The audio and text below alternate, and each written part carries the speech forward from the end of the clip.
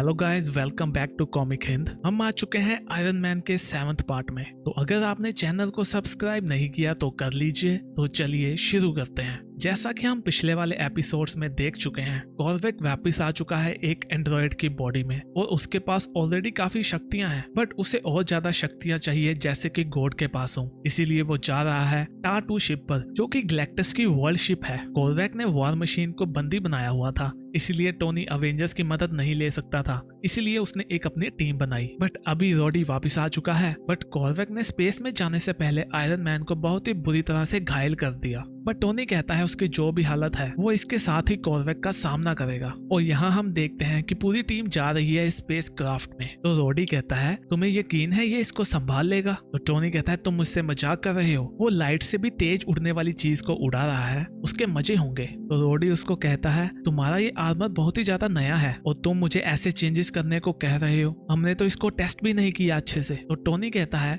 हम तो बस पंच की फोर्स को बढ़ा रहे हैं। तो रॉडी कहता है तुम इसको 20,000 न्यूटन से 40,000 न्यूटन कर रहे हो, ये पागलपन है। टोनी कहता है मेरा मुक्का पहले ही 385 माइल्स पर आवर के हिसाब से मुक्का जड़ता है, तो हम इसको 500 भी कर सकते हैं। तो रॉडी उसको चेतावनी देता है कि ऐसा करने पर तुम्हारा दिल भी फट सकता है। तो टोनी कहता है कोई बात नहीं, ये कॉर्वेक का सर तो फोड़ेगा ना। तो रॉडी उसको कहता है वो ग्राफीन का बना हुआ है, वो तो .50 कैलिबर की गोली को भी रोक सकता है। टोनी कहता है मुझे पता है, पर उसका तोड़ होगा कोई ना कोई, वो हमारे जैसा नहीं है क्योंकि वो स्टील का नहीं है। जैसे कि हमें कोई क्रैक या डेंट आता है तो हम फिर भी चल फिर सकते हैं, बट उसमें थोड़ा सा भी क्रैक आया तो मैं उसको फाड़ के रख दूंगा, जैसे हम किसी गत्ते को फाड़ते हैं। तो रॉडी उसको कहता है तुम खुद को भी मरवा सकते हो, कॉर्वेक एक शुद्ध एनर्जी है। तो टोनी कहता है हाँ मुझे पता है, हम एनर्जी वाले वेपन यूज नहीं करेंगे, बट मैं उसको पीट तो सकता हूँ ना, प्लस मेरे पास बैकअप भी है। तो टोनी उसे कहता है तुम मेरे बैकअप हो, चलो बैठ जाओ, मैं तुम्हें भी थोड़ा ट्यून अप कर देता हूँ। तो रॉडी कहता है टोनी देखो मुझे तुम्हारे ऊपर भाई की तरह विश्वास है और अभी तुम विश्वास पे ही चल रहे हो।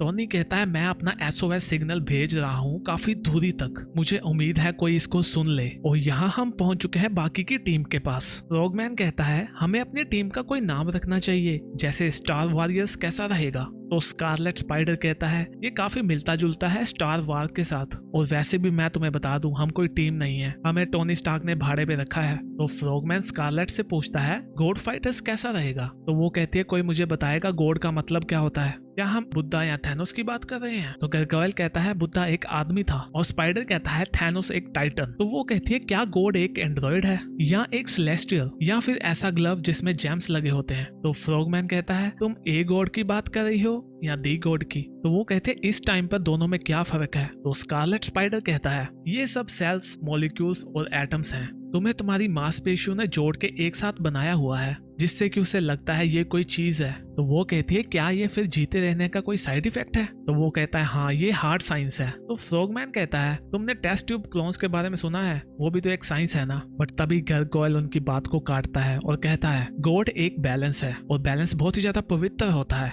और हाँ नाजुक भी, बट ये शक्तिशाली भी बहुत ज्यादा होता है। जैसे कि तराजू कभी भी एक समान नहीं रहते, ऐसा करने के लिए उन्हें फिल करना पड़ता है ताकि हम उनको रीबैलेंस कर सके, और वो भी लगातार। और यही तो हमारा काम है, हम लड़ते हैं इसको रीबैलेंस करने के लिए, और इसको बैलेंस करने के लिए हम अपने सेल्स, मॉलिक्यूल और एटम्स को डेडिकेट कर देते हैं, और ऐसे ही हम यूनिवर्स की पूजा करते हैं और ऐसे ही हम इसका सम्मान भी करते हैं। फ्रॉगमैन कहता है वाह तुमने सबको चुप करवा दिया। और यहाँ हम पहुंच चुके हैं पैट्सी के पास। वो आयरन मैन को कहती है कॉर्वेक ने मुझे बताया वो क्या चाहता है। तो टोनी कहता है उसने तुम्हें दिखाया? तो वो कहती है हाँ बट ज्यादा नहीं, उसने थोड़ी सी झलक दिखाई। तो वो कहता है क्या वो तुम्हारे दिमाग में है अभी भी? तो पैट्सी कहती है हाँ, और इसका मतलब उसे पता होगा हम उसके पीछे हैं, ये भी पता होगा कि हम कहाँ पे पहुंचे हैं। तो टोनी कहता है मैंने उसके लिए वैसे भी कोई जाल नहीं बिछाया था। तो वो कहती है इसका मतलब वो रेडी होगा? तो टोनी कहता है हाँ और मैं भी। तो वो कहती है ये अच्छा टाइम होगा तुम्हें किस करने का। तो टोनी कहता है मैं भी चाहता हूँ, बट मैं ये हेलमेट नहीं उतार सकता क्योंकि मेरी गर्दन टूटी हुई है। वो कहती है मुझे ऐसा लगा जैसे मैंने सेफ्टी डिपॉजिट बॉक्स को किस करा हो।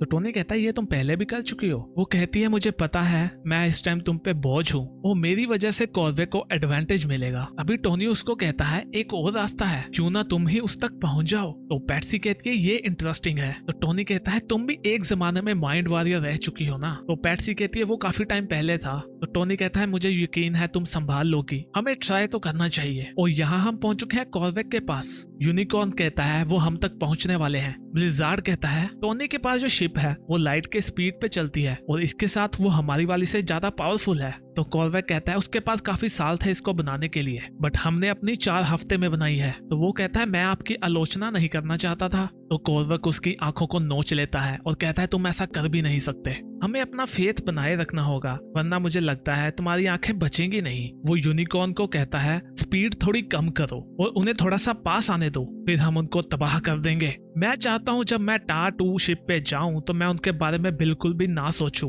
अभी उसके माइंड में कोई आता है, वो कहता है तुम, और ये होती है पैट्सी। वो कहती है मुझे लगता है ये रास्ता एक तरफा नहीं है। वो कहता है तुम यहाँ कैसे आई? वो कहती है मेरे पास भी ऐसी शक्तियाँ रह चुकी हैं। कॉर्वेक कहता है मैं चाहे तुम्हें अपने विचारों का असेस दे दूं पर तुम उनको समझ नहीं सकती। तो वो कहती है मैं अपने स्कूल टाइम से काफी होशियार हूँ, तुम मुझे ऐसे मत समझो। तभी वहाँ टोनी भी आ जाता है और कहता है कि उसके पास मेरी भी हेल्प है। कॉर्वेक कहता है टोनी तुम्हें देख के अच्छा लगा, तुम्हारी गर्दन कैसी है? टोनी कहता है ठीक है, पूछने के लिए थैंक यू। तुम्हारी स्पेसशिप तो काफी फास्ट है बट मेरी वाली से नहीं। कॉर्वेक कहता है तुम में से कोई भी मुझे ऐसे हर्ट नहीं कर सकता, तुम्हारे माइंड बिखरे हुए हैं, तुम लोग थके हुए हो और गुस्से में भी हो और जल्दी ही तुम्हारी शिप के टुकड़े टुकड़े हो जाएंगे। तो टोनी कहता है हमारे पास फिर कुछ टाइम बचा है, क्या तुम हमें अपना यूटोपिया दिखाना चाहोगे? तुम्हारा क्या प्लान है? तो कॉर्वेक कहता है मैं पैट्सी को तो थोड़ा सा दिखा चुका हूँ। तो पैट्सी कहती है हाँ वो एक पेंटिंग के जैसा था। तो टोनी कहता है मैं जानना चाहता हूँ ये वर्क कैसे करता है, तुम्हारे यूनिवर्स के नट्स एंड बोल्ट्स कैसे हैं वो? तो कॉर्वेक कहता है तुम सच में जानना चाहते हो?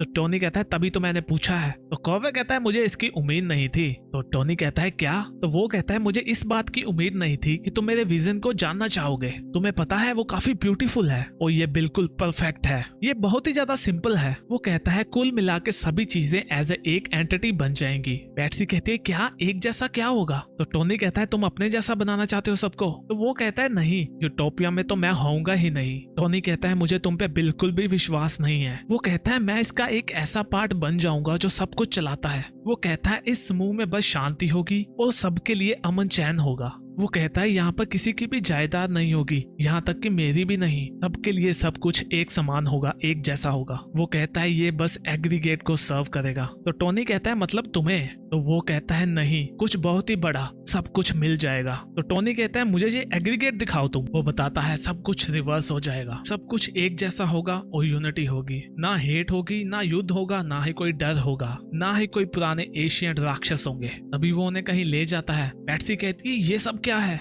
वो कहता है यही तो एक्सटेंशन है एग्रीगेट की। टोनी कहता है क्या नए जीवन का यही एग्जाम्पल है? वो कहता है नहीं, ये पूरी लाइफ का एक विचार है और वो भी पूरे यूनिवर्स पर। तो टोनी कहता है ये सब एक जैसा है, तुम सबको ऐसा बनाना चाहते हो, ना कोई आजादी, ना कोई चमक, ना कोई अलग विचार, यहाँ तक कि कलर भी एक जैसे, मतलब यहाँ कुछ भी नहीं है। तो पैट्सी कहती है माफ करना पर ये तुम्हारा यूटोपिया बहुत ही ज्यादा घटिया है। टोनी कहता है बस यही है, तुमने इतनी तबाही मचाई ये इसके लिए, और हमें मिलेगा क्या? क्रिस्टल्स ही खा रहे हैं क्रिस्टल्स को। कॉर्वेक को गुस्सा आता है। वो कहता है तुम्हें ऐसा कहने की हिम्मत कैसे हुई? तुम मेरे खिलाफ बोलोगे? तुम अपनी जिंदगी को काटने के लिए हमेशा सफर करते हो, तुम उसके आगे देख ही नहीं सकते, इसीलिए तो मुझे तुम लोगों के लिए ये सब कुछ करना पड़ रहा है। तुम्हें मेरा शुक्रिया कहना चाहिए, तुम लोग लकी हो क्योंकि मैं हूँ तुम्हारी केयर करने के लिए। तो टोनी कहता है तुम ये जो एग्रीगेट कहते हो ये बस ग्लास के जीव होंगे, इसीलिए तो मैं कहता हूँ तुम्हारा दिमाग खराब है और ये तुम्हारा प्रोजेक्ट इतना घटिया है, अगर तुम मेरे लिए काम करते तो मैं तुम्हें फायर कर देता।